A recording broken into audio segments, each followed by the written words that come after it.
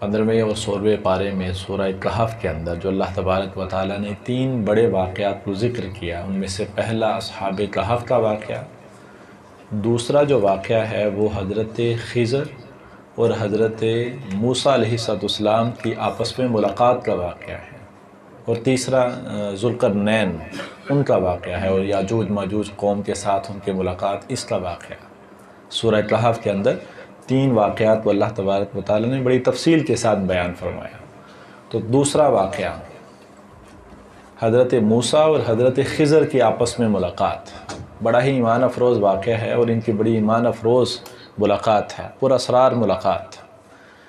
एक दिन हज़रत मूसा अलैहिस्सलाम, कुछ यूँ इब्तिदा है कि एक दिन हज़रत मूसा अलैहिस्सलाम अपने रब के साथ हम कलाम हुए तो कुछ सवालात अल्लाह तबारक व तआला की बारगाह में अर्ज़ किए। हज़रत मूसा ने पहला सवाल ये पूछा, मौला तेरे बंदों में सबसे ज़्यादा महबूब बंदा तुझे कौन सा है?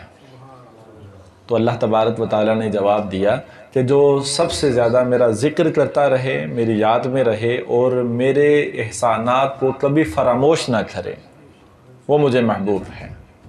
फिर दूसरा सवाल आपने किया कि मौला कि बेहतरीन फ़ैसला करने वाला कौन है?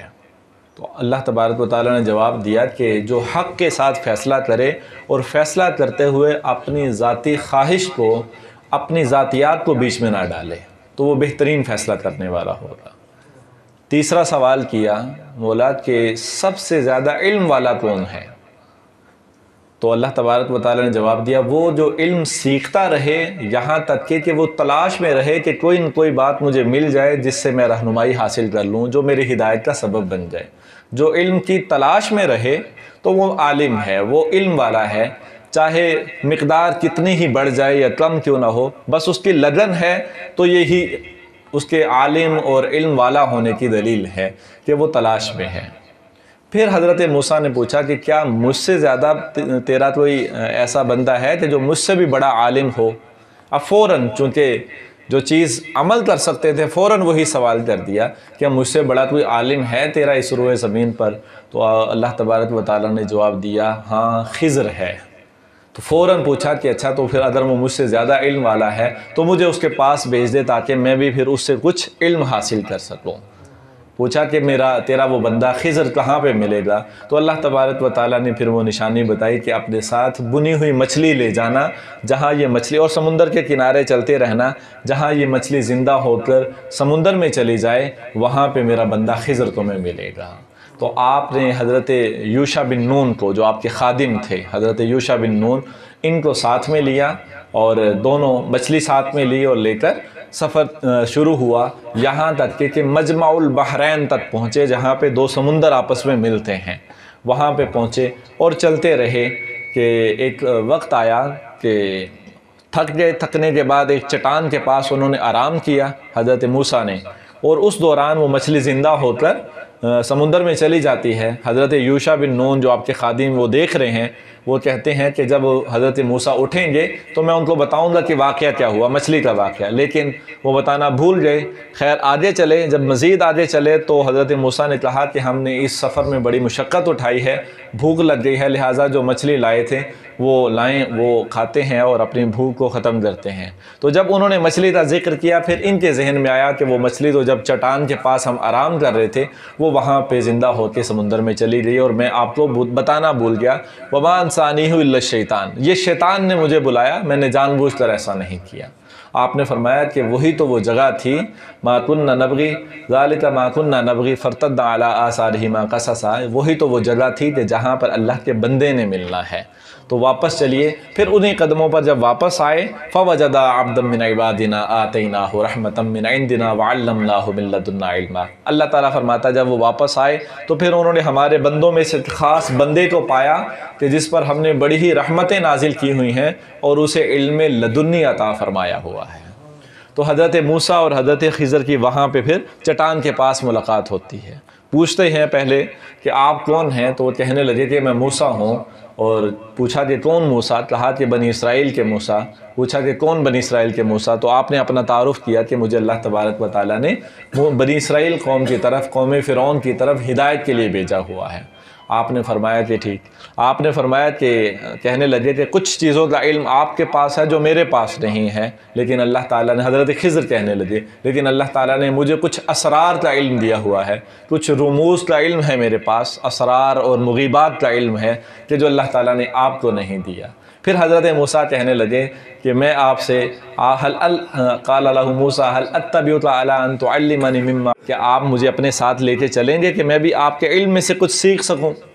आप कहने लगे कि नहीं, इन्नका लन तस्ततिअ मइय सब्रा, आप मेरे साथ चलने की ताकत नहीं रखते। ये खिज़र अलैहिस्सलाम मूसा अलैहिस्सलाम से कह रहे हैं कि आप मेरे साथ सब्र नहीं कर सकेंगे। फिर आपने कहा कि मैं वकैफ़ तस्बिर अला मा लम तुहित बि, क़ाल सतजिदुनी इंशाअल्लाहु साबिरन वला आसी लक अमरा, कि अल्लाह के हुक्म से इंशाअल्लाह आप मुझे सब्र करने वाला पाएंगे और मैं आपकी किसी भी बात की नाफरमानी नहीं करूँगा, यानी कि मासियत नाफरमानी मैं नहीं करूँगा, जो आप कहेंगे मैं वैसा ही करूँगा, बस मैंने आपसे कुछ सीखना है। तो फिर आपने एक शर्त लगाई हज़रत खिज़र ने कि मेरे साथ चले। शर्त क्या है कि मैं जो भी करूँ नहीं करेंगे, मुझसे सवाल नहीं करेंगे, मेरे किसी भी काम के ऊपर उंगली नहीं उठाएंगे आप, अगर इल्म सीखना है। आपने फरमाया ठीक है चले। अब 3 वाक़या हुए, उसके बाद 3 बातें हुई, 3 चीज़ों का इल्म सीखा गया। चलने के बाद एक समुंदर के अंदर, सबसे पहले समुंदर था, समुंदर में कश्ती में बैठे, वो कश्ती साफ़ सुथरी थी। इन 3 हज़रात को, यानी हज़रत खिज़र, हज़रत मूसा और इनके खादिम हज़रत यूशा, तीनों कश्ती में सवार हुए। एक नौजवान बच्चा जो कश्ती चला रहा था, उसने बड़े अदब से बिठाया और किराया भी नहीं लिया।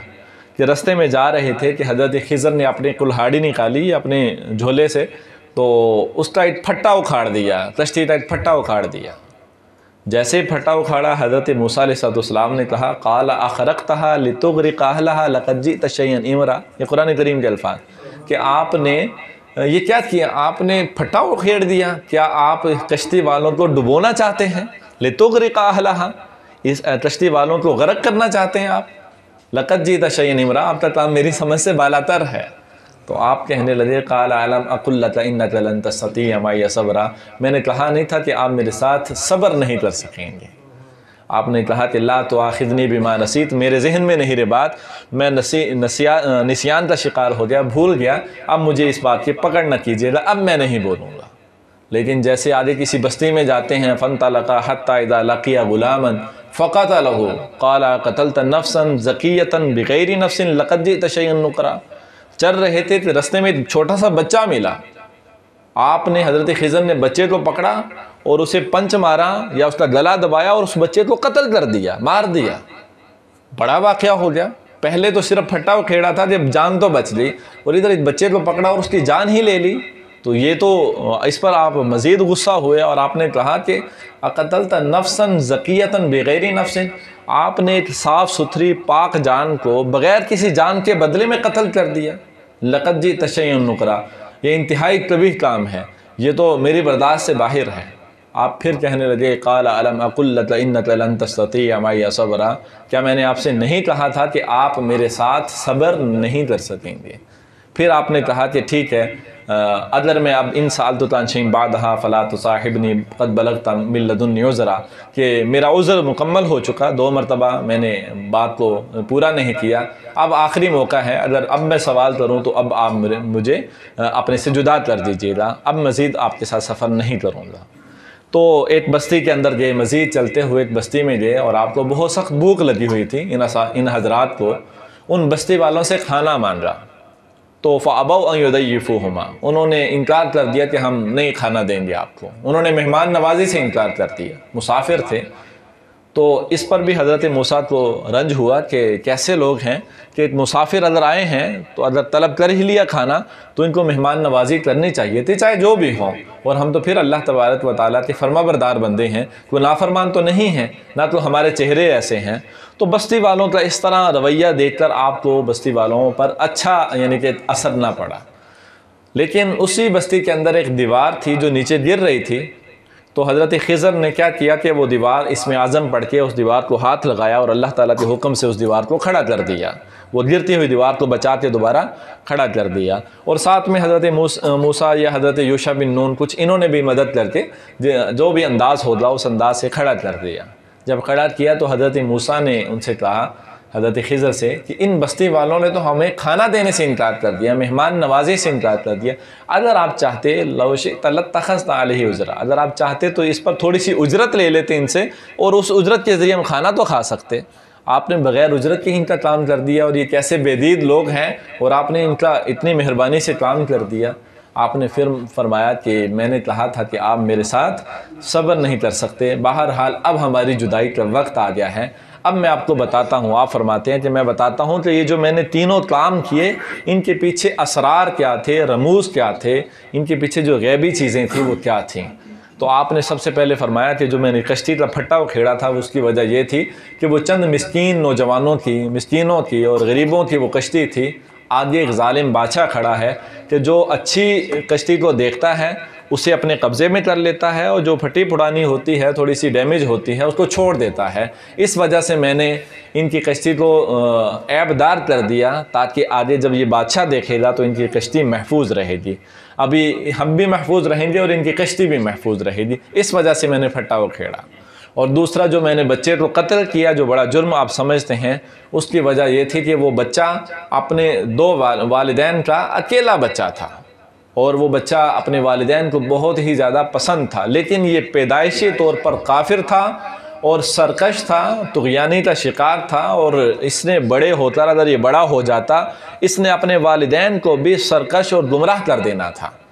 तो अल्लाह तबारक व तआला की मशीयत यही थी कि इस बच्चे की ज़िंदगी यहीं पर ख़त्म कर दी जाए, और फिर अगर वो सब्र करेंगे, अब मज़ीद वो अल्लाह तबारक व तआला के महबूब बंदे हैं जो इसके वालिदैन हैं, वो सब्र ही करेंगे, और इस सब्र पर अल्लाह तबारक व तआला इस बच्चे का नेमुल बदल उनको बच्ची अता करेगा, बेटी अता करेगा। वो बेटी अल्लाह के नबी के साथ ब्याही जाएगी, और उसके यहाँ फिर आगे नबियों की ही विलादत होगी।